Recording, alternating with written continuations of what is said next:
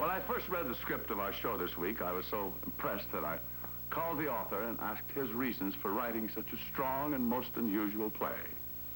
Here is his answer. I'd like to read it to you, if I may. If we love our country, we must believe in its strength.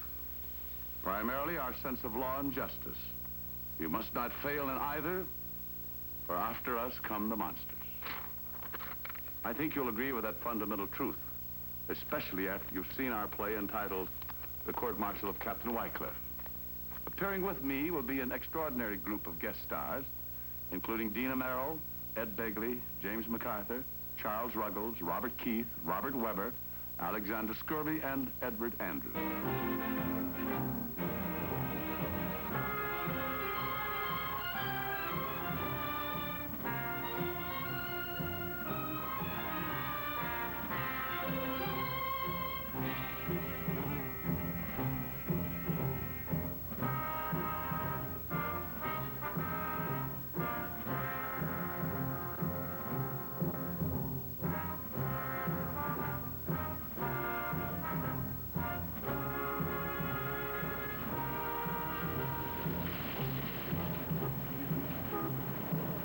And so, Joseph Cluster, the atom bomb traitor, whose 10-year sentence expired 3 weeks ago, has turned down the request by federal authorities to remain in the United States. Where will he go? What will he do? Federal authorities have made it very clear that they have no legal means to hold him in this country. This would mean... Yes, we now have Professor Cluster approaching our TV camera, and we will try to get him and at least get a couple of questions in. Professor, sir, I'm John Riley. I wonder if we might ask you a few questions for our TV camera, sir. I remember you, Mr. Riley. I saw your program, and you said Cluster's left the premises wearing a prison-made suit of heavy blanket wool, yes, $10 in his pocket, a bitter man who insisted on his innocence. Sir, may I ask you, are you en route right now to the SS Dunsvike? Yes. For Germany, sir? For Germany. I see. Now, will you, sir, give aid to the communists? Will you let me pass? Sir, this is something the entire nation wants to know. Will you give aid to the communists? I owe America nothing. I go home. If the communists want me, they can have me.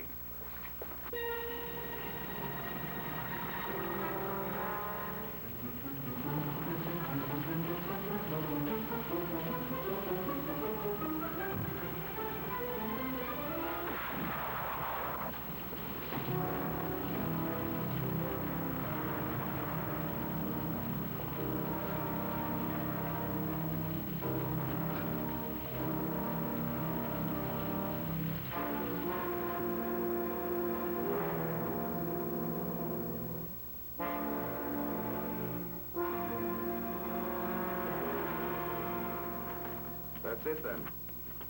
Thanks, Colonel. You going to sit in on the trial with him, John?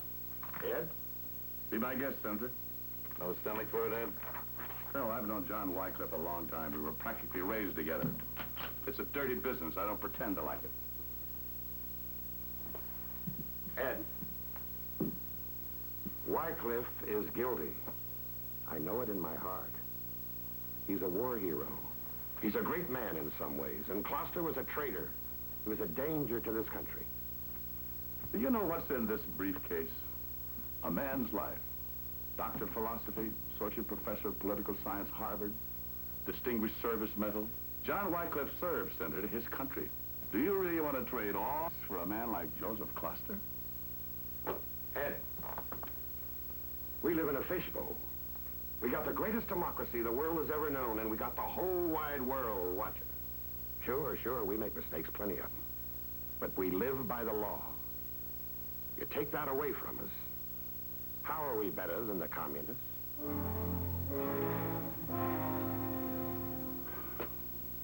Dear God, I hope he's guilty. The state of New York has waived its jurisdiction over the offense and the accused and consented to have this case tried by courts-martial. The charge is violation of Article 118, Uniform Code of Military Justice, and the specification is that Captain John H. Wycliff did on January 8th of this year, with premeditation, murder Joseph Paul Cluster by means of shooting him with a pistol. Charge and specifications appear to be in order. How does the accused plead to the charge and specifications? to the specifications and charge. Not guilty. The prosecution has no opening statement and calls as its first witness, Jack Doffer. Call Jack Doffer.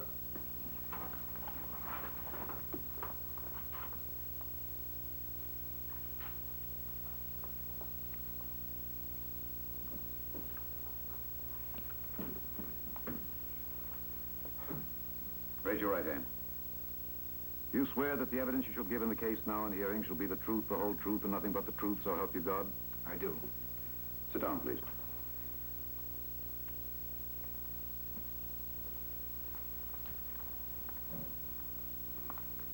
If it please the court, the United States considers this witness hostile. However, I have a deposition signed by him and witnessed by myself on January 15th of this year. And in the interest of saving time, I would like to read it to the court. Objection. This is a capital case, and the witness is on hand. Sustained.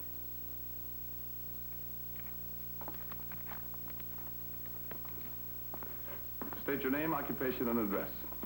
Jack Doffer. Excuse me. Jack Doffer, student. My family lives in Englewood, Massachusetts. You are a student in the university where Captain Wycliff was assigned as a professor of political and military science, and you live in a dormitory where he is housemaster and counselor. Is that correct? Yes. How old are you, Jack? 20. What is your relationship with Captain Wycliff? He's my counselor, my friend. Mm-hmm. On December 3rd, did you have a conversation with Captain Wycliff in which you discussed for the first time Joseph Cluster? Yes, sir. Would you tell the court of that discussion? We talked about Professor Cluster. Captain Wycliff stated that our Constitution is the greatest political and ethical document ever written by man, excepting the Bible, which he believes to be revealed. We argue. Captain Wycliff says that argument strengthens belief, if the belief is sound. I brought him a newspaper article about Professor Cluster. Captain Wycliff had always said that the whole concept of American law is to protect the individual.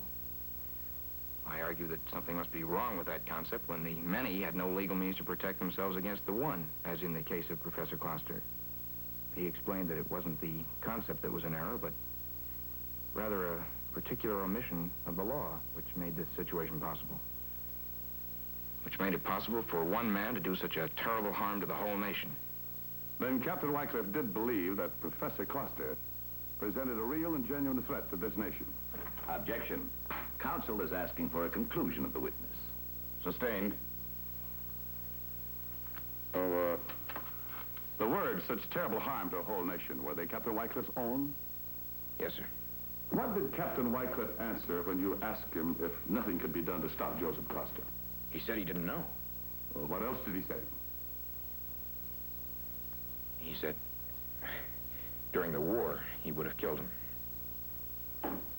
This weapon is to be marked Government's Exhibit Number 1. It's been shown to the defense to be checked by their ballistics experts. Will the defense stipulate that this is, in fact, the gun that fired the bullet that killed the deceased? I would so stipulate. Will you mark this Government Exhibit Number 1? And enter the stipulation in the record. So ordered.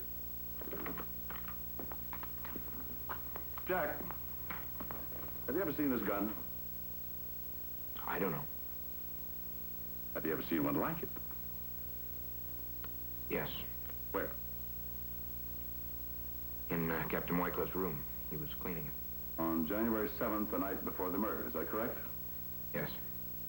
Well, what did he do with it after he'd finished cleaning it? Put it in a drawer. Mm-hmm. You remember seeing a newspaper in the captain's room that night? Yes, sir. Do you recall its headline? No, not word for word. Well, in general, then. Deadly atom bomb trader leaves country tomorrow. Mm-hmm. The next day, the day of the killing, did you see Captain Wycliff board a train of the New England and Chesapeake Railroad, the ultimate destination being New York City? Yes, I did. What did you do then?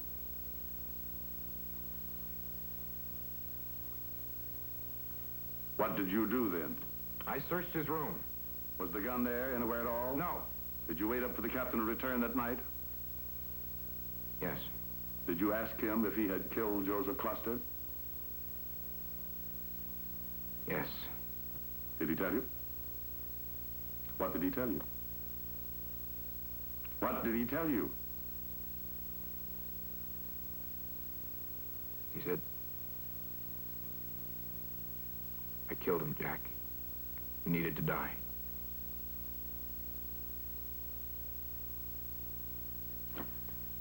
I have no more questions.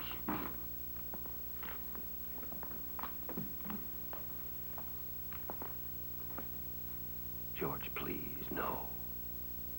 It's your life, John. You wish to cross-examine Colonel Dorset?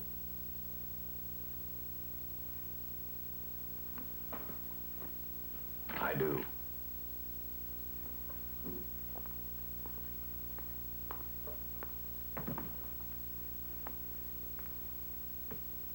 Jack, you said that you were very close to Captain Wycliff. Is that true? Yes, sir. Would you say that he was like a father to you? That you had a father-son relationship with him? Yes, sir. And is your father living, Jack? No, sir. He's been dead since you were 12, is that right? Yes, sir. Do you remember your father, Jack? Yes.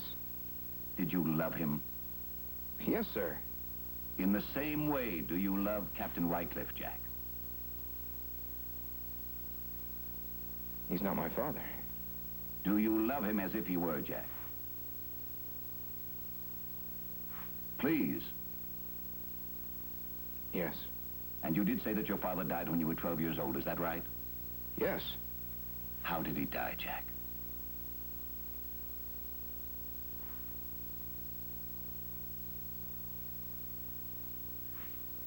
How did he die, boy?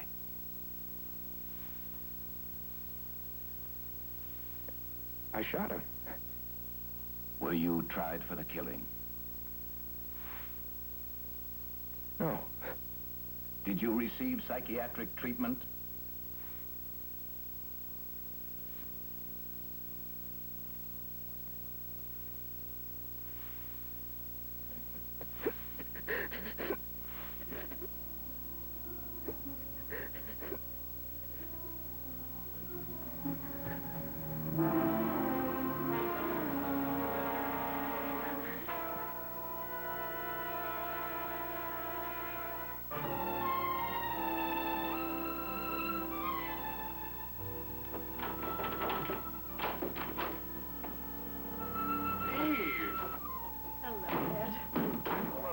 Surprise. How are you?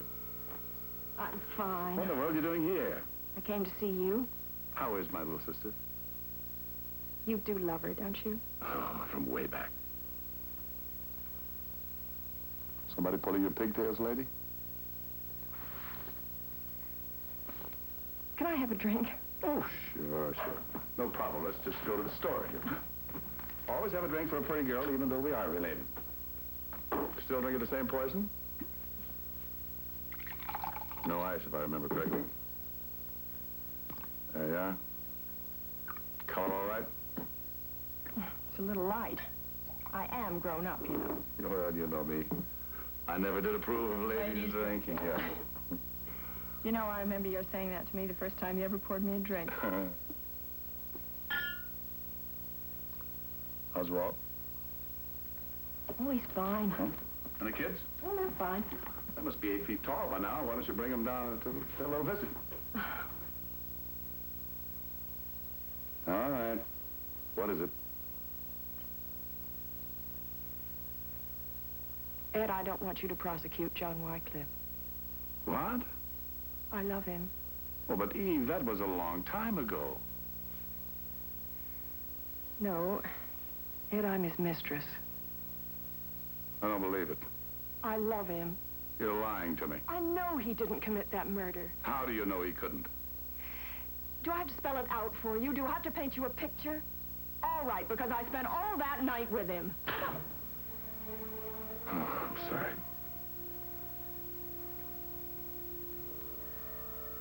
Married. I have 2 children, and I don't love my husband. But I do love John Wycliff. Oh, Ed, he's innocent. And you'll swear to it. You could ask for a dismissal.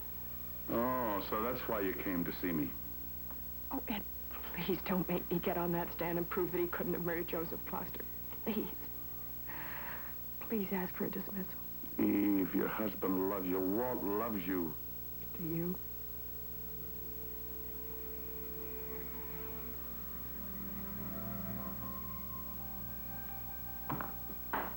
The prosecution calls Lieutenant General Thomas Francis Johansson. Call Lieutenant General Thomas Francis Johansson.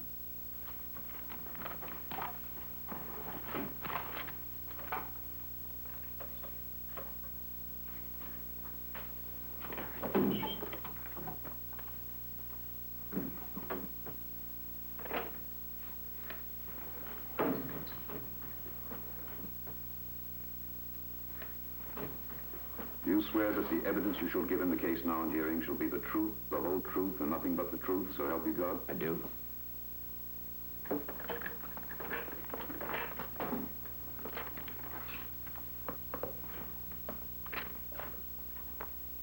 State your name, rank, and organization. Thomas Francis Johansson, Lieutenant General, U.S. Army, retired. Did you know the accused, sir? Yes. When did you first meet the accused? In June 1942. During World War II? Yes. Under what circumstances, sir? I was interviewing personnel for a special assignment. Was this special assignment popularly called Johansson's Raiders, sir? It was What was the function of Johansson's Raiders? to kill the enemy, specifically to organize raids behind the enemy lines. Mm-hmm. To what purpose, sir? Espionage, sabotage, assassination. Murder, sir? I think you'll find that the two words have different meanings, Colonel. General, would you mind defining military assassination for us, please? Military assassination is the necessary killing of key enemy personnel and sympathizers by stealth and surprise and behind enemy lines. Is it premeditated, sir? It is planned. And in cold blood? Yeah. But it is not murder, sir. Objection. Calling for a conclusion. Sustained. Colonel, you're being insulting to the witness, and I will not have it. Now be careful. I was merely trying to define a term, sir. No disrespect, General. Was Captain John Wycliff a good assassin? He was an excellent soldier. How many men did he assassinate? Objection. Irrelevant, immaterial, and I say reversible. I'm going to allow the question. Thank you. How many men did he assassinate, General? 17. From June 1942 to May 1945, is that right? Yes. One every 2 months for the duration of the war. Did you train the accused yourself, General? I supervised his training. How old was he when you first met him? I think 21. Did he have any combat record behind him? No. Did he have any special physical capacities? Was he especially brave? He was a courageous man. Is that why you thought he might serve your purpose? Captain Wycliff was a literate, gentle, dedicated man. He'd seen a madman ravage half the world, and he was determined to put an end to it. Or to do what he could to put an end to it. And you showed him how, General, is that right? You showed him what he could do. Yes. Excuse me. General, you recently had published your autobiography under the title Johansson's Raiders. There are several paragraphs in chapter 16 where you devote considerable time to expressing your feelings and remorse concerning some of the men you had trained. I wonder if you'd mind reading those passages to the court, sir. You'll find they're marked right there. Thank you.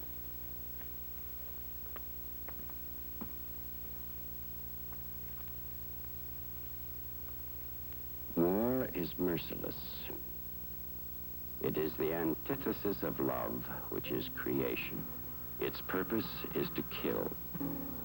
And it is a destroyer of the spirit. The Lord said, "Thou shalt not kill. but we will not believe that he meant it. We seem to have no choice. We are faced with political provocations and military dangers which seem to allow no other response. It's the racial tragedy of our species. The training of our young to kill is the ultimate sin of our times. And it's the thing for which I have the most remorse. In my special trade, that of sabotage, espionage, and military assassination, I chose not the brave and strong, but the passionate and dedicated. Those young whose characters were religious in nature, ungiving in belief. In another time, they might have been priests, teachers, humanists. Now I taught them a different trade. That of killing. The hand and the eye were not enough. I had to take their spirits and hearts and twist them into believing. Believing with passion that deliberate murder was justifiable. I ask myself, can they have changed much? It was a dirty business.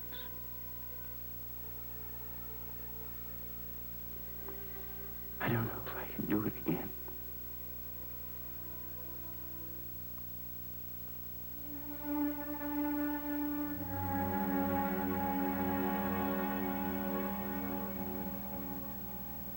State your name and address, please. Frederick J. Seals, 1745 West 66th Street, New York City. 1745 West 66. Tell me, Mr. Seals, is that directly across the street from 1746 West 66th Street, the building in front of which the murder of Joseph Cluster took place? Yes, sir. Mm-hmm. Mr. Seals, where were you on the night of the murder, January 8th this year at approximately 7:10 p.m.? I was standing in front of my residence. Did you see the murder take place? Yes, sir, I did. Did you see the killer? Yes, sir. You saw the man who shot and killed Joseph Cluster. Is that correct? Yes, sir. Is he in this courtroom? Yes, he is. Would the court please ask the accused to stand? Please rise, Captain Wycliff. Mr. Seals, a man's life may be at stake. I ask you to search your conscience and your memory with extreme care. Now tell me, is this the man who murdered Joseph Cluster? Yes.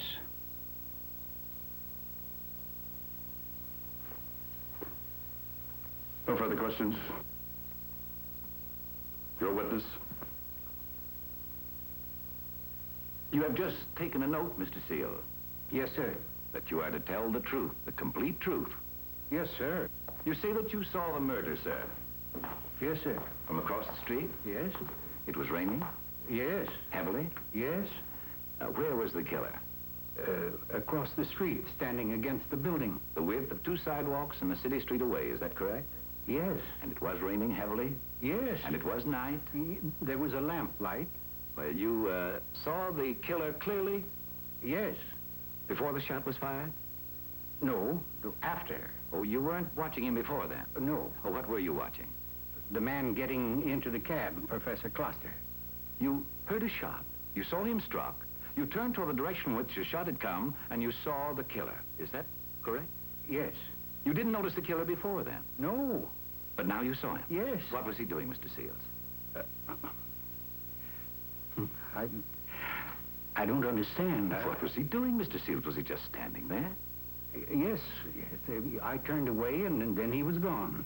How long did you look at him, Mr. Seals? A few seconds. Across 2 sidewalks in a city street, in a blinding rain, at night, and by lamplight, and you only saw him for a few seconds? Does that sum it up, Mr. Seals? Yes, sir. I saw him. I don't think so.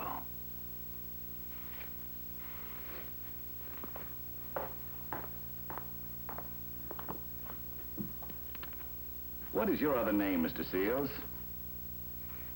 Freddie Seal. Freddie Seal. Yes, And your occupation? I'm an entertainer. An actor, Mr. Seals? No, a performer. I'm a comic. It was vaudeville, wasn't it, Mr. Seals? Yes, that's right. McMurphy and Seal. Song and dance and patter and soft shoe. McMurphy and Seal. Mr. McMurphy died in 1929, is that right? Yes. And you carried on alone as a comic? Yes. How long is it since you worked, Mr. Seals, as a comic? You want me to say it's been a long time. It has been a long time. Since June of 1935. Nothing since and very little before, after Mr. McMurphy died. Is that right? That's right. What have you been doing the last 23 years, Mr. Seals? Oh, I've worked. I haven't been a charity case, sir. At what have you worked, Mr. Seals? Well, I've sold insurance, and I've been at a... You're a waiter, aren't you, Mr. Seals? I have worked at that. Bringing other men their food, carrying their dirty dishes away. Did you like your work, Mr. Seals? If the court would please, we'd better hear this out, Ed. It's going to be messy, I think. Did you wish to make an objection, Colonel Claiborne? No objection, sir. How long have you worked as a waiter, Mr. Seals? 15 years. And before that? Well, I... Automobile salesman, Works Progress Administration, City Relief, insurance salesman. Yes. And before that, a performer. 23 years ago, more than 23 years ago, a performer. Is that right? That's right. How are things, Mr. Seals? Still waiting on tables? No. Going back into show business, Mr. Seals? Yes. On television, isn't it? That's right. One of the famous evening variety shows. 20 million people watching, and Freddie Seals performing again. It's a wonderful world, isn't it, Mr. Seals? Back in show business again after all these years, and on television. And all you had to give them to take you back with your tired jokes and your sad patter was a human life. Just when are you going on that television program, Mr. Seals? When? This week? Next? When? After the trial. You make me sick to my stomach. Colonel Dorset, that was an improper remark. You should know better. I'm going to order it stricken from the record and instruct the court to disregard it. Mr. Seals, I don't think they'll want you on the television show now. Now, you tell this court. Did you see this man murder Joseph Cluster?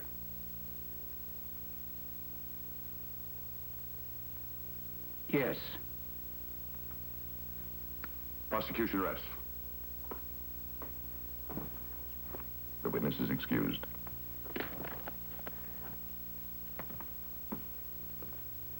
I want a dismissal, Ed. And now is the time for it. No. Ed, she's your sister.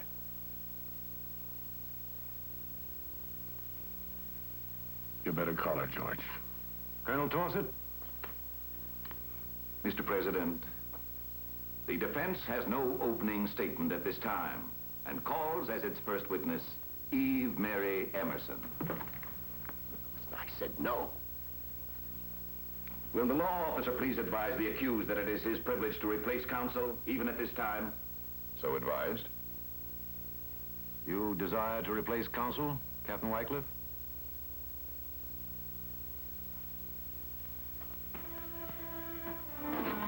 Call Eve Mary Emerson, please. Call Eve Mary Emerson.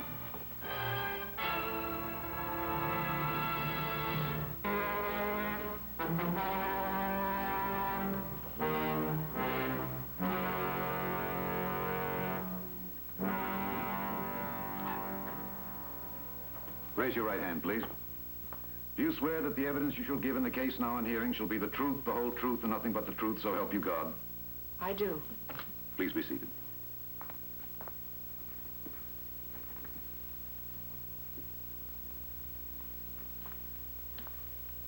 State your name, occupation, and address.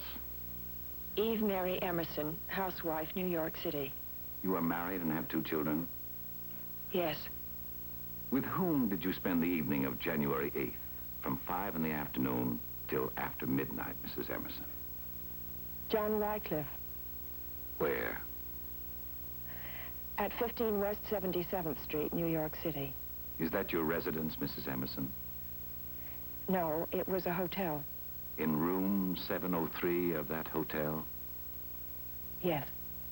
Captain Wycliff and yourself, then, were together for at least the period beginning at 5 the afternoon of the killing and ending at 12. The period of time during which the murder took place. Yes.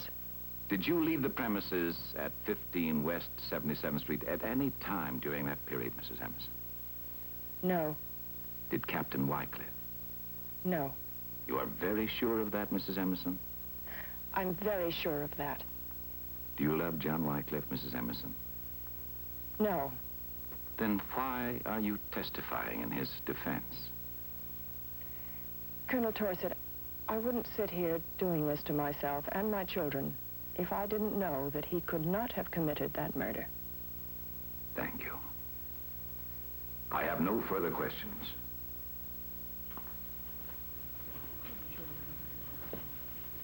Colonel Claiborne? You want out? Colonel Claiborne? Let me take over.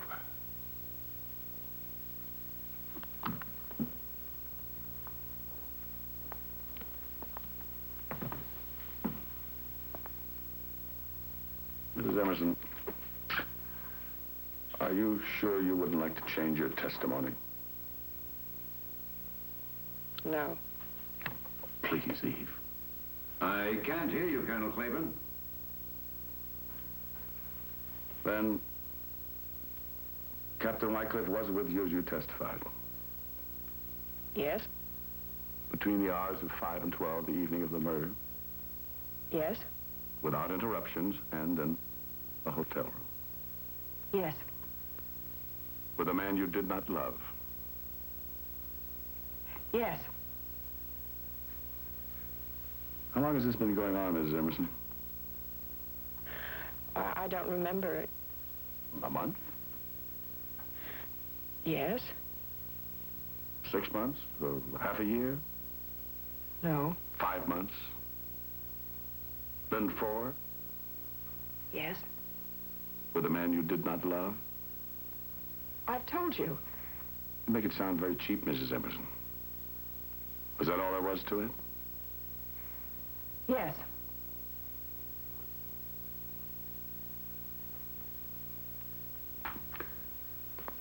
Did you know Captain Wycliff before you were married, Mrs. Emerson? Yes? And then there was another time. Yes. When? During the war. And afterwards, too, wasn't it? For a short time. How old were you when it first began? 18. And when it finished?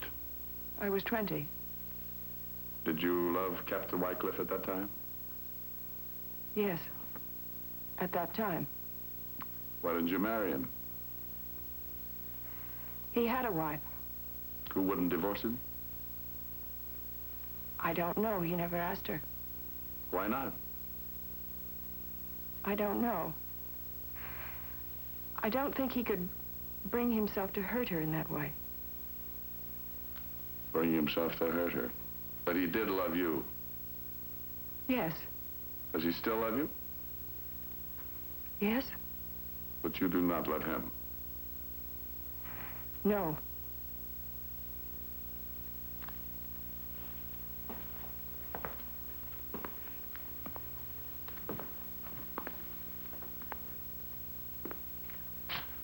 How old are your children, Mrs. Emerson?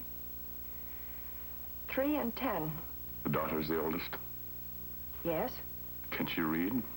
Yes. According to your testimony, you have betrayed your husband and shamed him in this public place. And you've certainly marked your children. Your daughter can read the newspapers, she can watch television. And you say you've done this for a man you do not love and for whom you would not lie. This court will not believe you, Mrs. Emerson. You can depend on it. Now, I ask you again, Mrs. Emerson. Do you love John Wycliff? Do you love John Wycliff? Yes. Yes, I love him. Are you ashamed of what you've done? No. You're an admitted adulteress and you're not ashamed? No. Because you love him? Yes. And because he loves you? Yes. That you're married to another man and have borne his children is of no consequence in your mind? I'm sorry for my husband, but I'm not ashamed. In contravention of our laws, our religious convictions of simple human decency, and of your own sworn marriage vow, you have entered into an illicit relationship with this man. Yes, I have. In a cheap hotel room. A cheap, shabby hotel room. No. Do you know how much that room cost, Mrs. Emerson? Well, it was cheap. I know it wasn't nice, but I can assure you it was very cheap. And how about you, Mrs. Emerson? Did that room make you feel cheap? A woman like you, husband and children, you're used to finer things. Tell me, Mrs. Emerson, did that room make you feel cheap? No. The trial counsel's conduct is insulting, prejudicial, an obvious attempt to browbeat the witness, and I ask the court to admonish him. Would you like a short recess, Mrs. Emerson? No. Mrs. Emerson, are you lying for John Wycliff? No. Would you lie for him? Yes. But you are not. No. And when you entered into this illicit relationship with John Wycliff, did you lie to your husband? Yes. And when you swore to this court that you did not love John Wycliff, were you lying then? Yes. And when you say that John Wycliff was with you at all times between 5 and 12 the evening of the murder, are you not lying now? I'm telling the truth.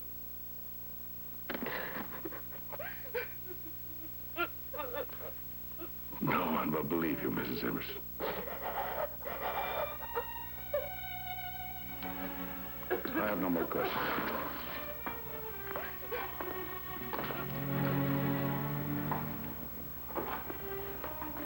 The court has no questions, Major Peelan. The witness is cautioned not to repeat her testimony outside this courtroom. The witness is excused.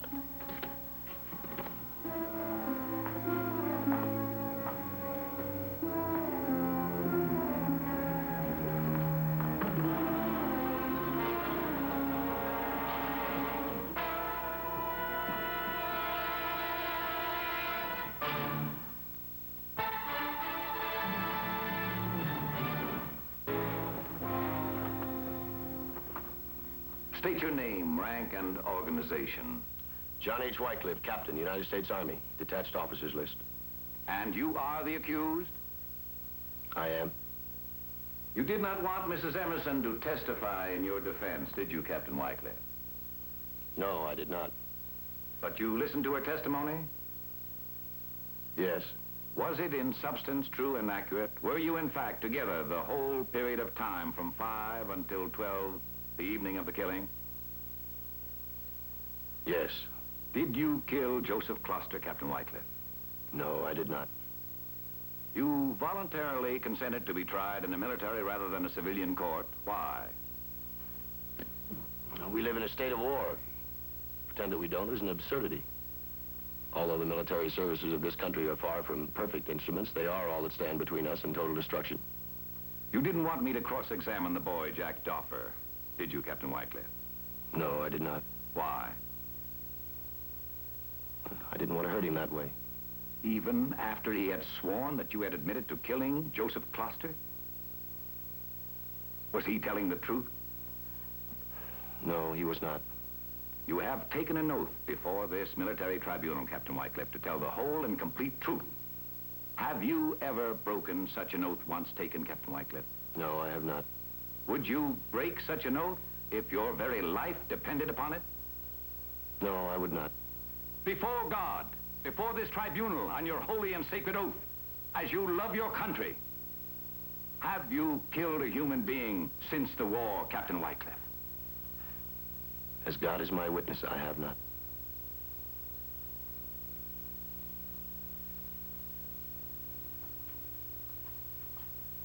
You may cross-examine.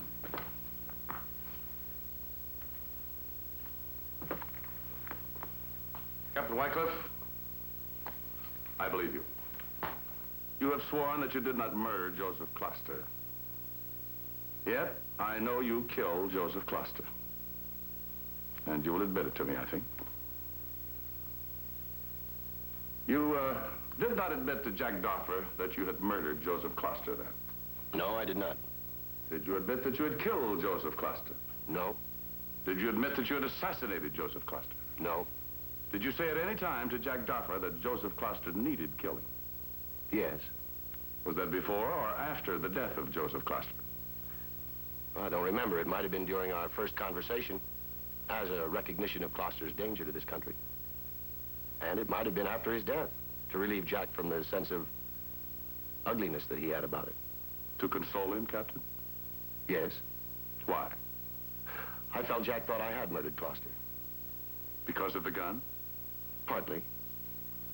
And your discussions? Also partly. What about your gun, Captain? The police never found it. The police found a .45 caliber government-issue automatic in my room. It's the only one I had. To return to Jack Doffer, you felt that he thought you had murdered Joseph Cluster. Yes. But you had not. No. Had you assassinated him? No. You see what's beginning to happen, don't you, Captain? There comes a time when even for a professor of political science, the subtleties of a language will not disguise a lie. I'm going to object to trial counsel's badgering the witness. Just ask your questions, Colonel Claiborne. Did you destroy Joseph Cluster? No. Did you assassinate him? No. Did you perform a military assassination No. upon him? But you felt he needed killing. You did say that, and you did mean that. Yes. Why? As I stated earlier, we live in a state of war. Joseph Cluster was a traitor. If he had been allowed to defect to the communists, the information that he had could have ultimately caused the death of millions of Americans. And yet our laws are so constructed that guilty though he may be, he is as protected as an innocent man. Whoever caused the death of Joseph Cluster obviously believed our laws incapable of protecting the welfare of this country. Did you admire the man who killed him? I think it was a necessary act. Then you did not think it was the act of a coward, striking from the dark, from hiding like that? It wouldn't necessarily have to be. Was it the act of a brave man? Well, that I can't say. Was it the act of a dedicated man? Would you say that? Yes, I think I would say that. You did things like that during the war, didn't you, Captain? Yes. How would you describe your acts during the war? Military assassination? How would you describe the killing of Joseph Cluster? Somewhat in the same manner. What was your chosen weapon during the war for military assassination? The special weapon designed by General Johansson. The same type of weapon used in the killing of Joseph Cluster? Yes. Whom you felt needed killing? Yes. Captain, I hold the spy and traitor Joseph Cluster, dead though he is, in harsh, absolute, and utter contempt. Yet I want his murderer punished by this court. Do you understand why, Captain? It's your job. No. No, it's much more than that, I assure you. And certainly you must know it. I want him punished for 3 reasons. First, because it's important to the world, for both our friends and our enemies, to understand and to be assured that America is, in fact, a country of law. And that in America, the end does not justify the means. I am as convinced of this, sir, as you are, that what the killer of Joseph Cluster did was in the service of his country. Secondly, I am terribly afraid that what this assassin has done may tragically misguide other and younger Americans into believing that the web and the warp of American law and American concepts cannot stand up under the press of present dangers. And this is not so. As God is my witness, this is not so. If the man who killed Joseph Cluster becomes a public hero, admired, held up as a savior by certain elements in our country, he may shatter the very things in which he so deeply believes. And lastly, you are wrong, Captain. In the war, you did an onerous and dirty job which may have saved hundreds, perhaps thousands of American lives. If war is ever justified, and I cannot judge on it, then what you did was justified. But such is not the case here. The man who killed Joseph Cluster was a cold-blooded, misguided murderer, nothing more, nothing less. Joseph Cluster was a danger, yes, a real danger, because his was a fine mind, that of a creative physicist. And it was for this reason that our government desired that he remain in this country. But unlike frightened kings of ancient times, Captain, we do not destroy children in their swaddling because they may be a danger to us. Thank God we're not made of that kind of stuff. Joseph Cluster had no information for the communists at the time of his death. His knowledge was 10 years too old. You murdered him for nothing at all, no reason at all. You let a 20-year-old boy who I think you love sit in that chair and be destroyed. You let a defeated old man sit in that chair and be humiliated. You let a woman whom you pretend to love sit in that chair and be crucified for nothing. Nothing at all. But to save the life of a cold-blooded, twisted, and perverted murderer who's not good enough to lick their boots. I give you the only opportunity you have left, Mr. Wycliff, of cleansing your soul, of serving your country. I give you the opportunity of choosing death rather than dishonor. And I ask you one more time. Did you murder Joseph Cluster?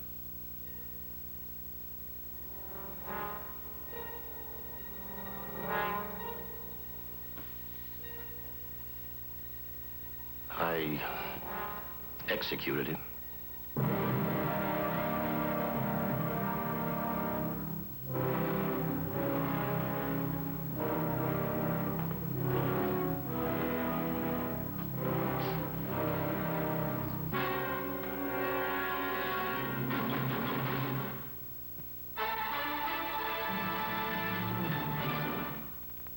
Thank you, ladies and gentlemen, for being with us. Look forward to seeing you again next week. Good night.